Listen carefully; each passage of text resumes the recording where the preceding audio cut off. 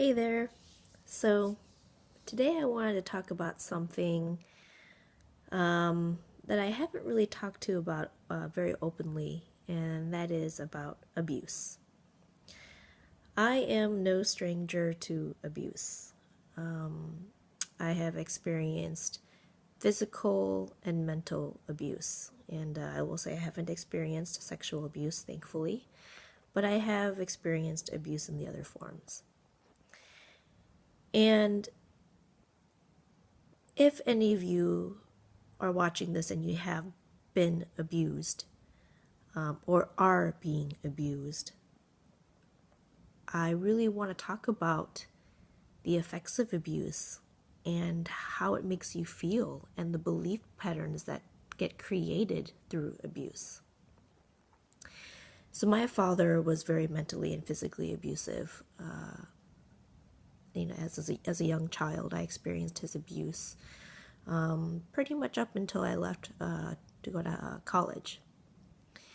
And so my father was physically abusive, but also very mentally abusive. So growing up, my dad, if he was in a bad mood and if I did something wrong, he would hit me or he would beat me. And, oftentimes too, he would yell at me and say not very nice things to me. And of course, as a young child, when your father, someone that you love, does this to you, you think, well, what did I do wrong?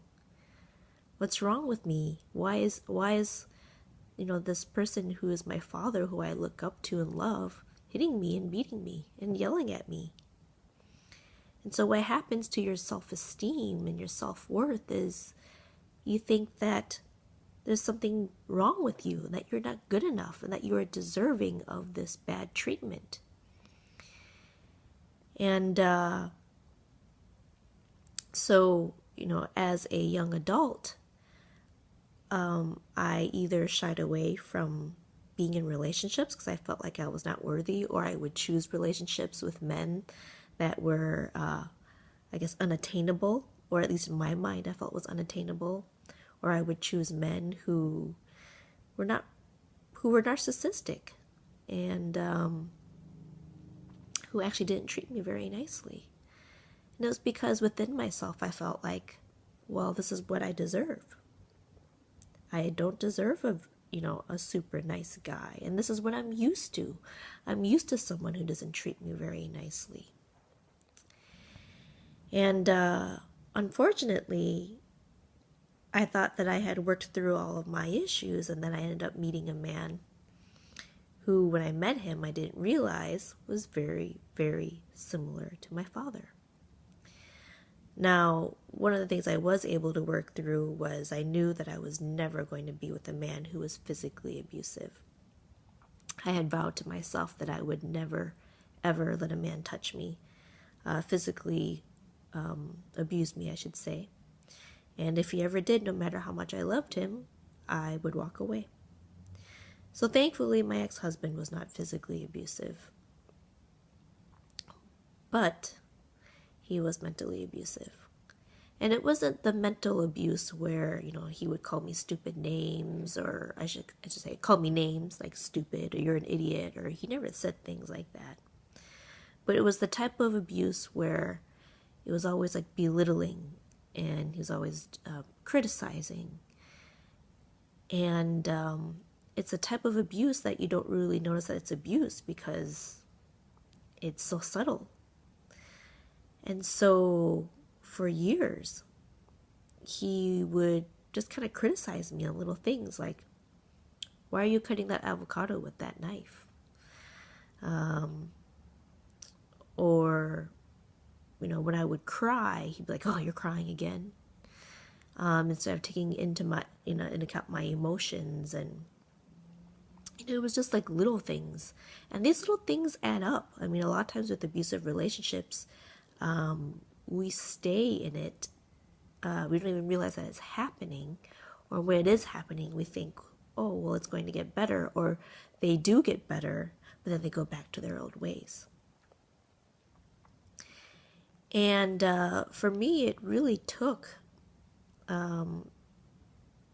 friends and family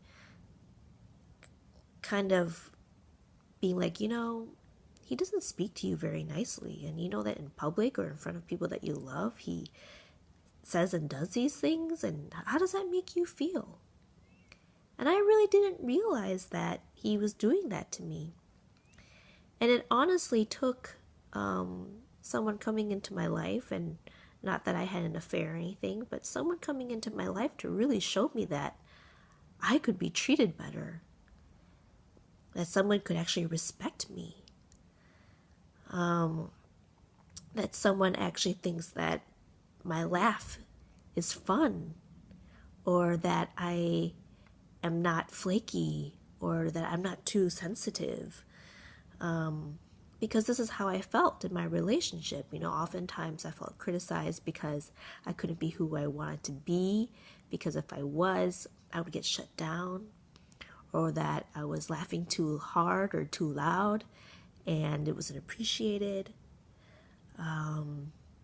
or my sensitivity was annoying because I cried a lot and it wasn't appreciated, that I actually had depth. So, all these little things that I actually think will make me a wonderful person made me feel like, or he made me feel like there was something wrong with me.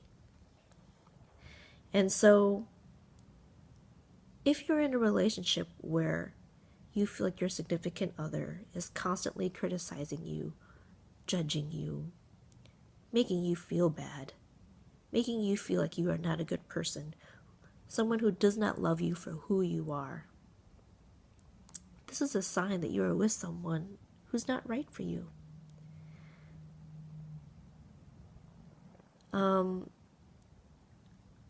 I just wanted to share with you that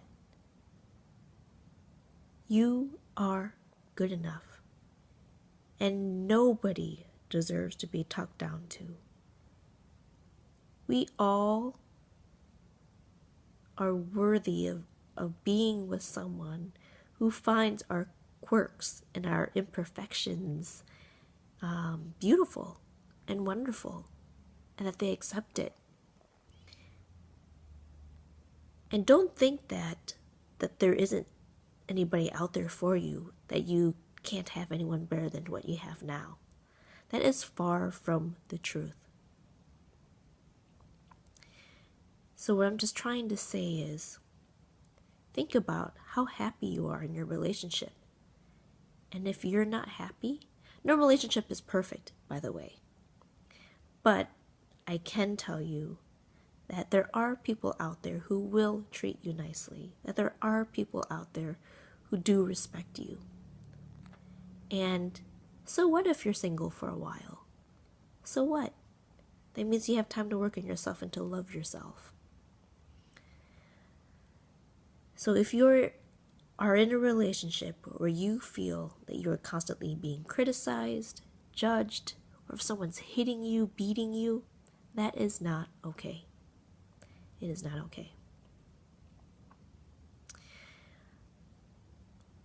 Thank you for watching this, and I really hope that by me sharing some of my experiences and how I felt, that this for you is an eye-opener to understand that you are in an abusive relationship, and that it's time for you to take action and to love yourself and to do something about it, to remove yourself from it. All right.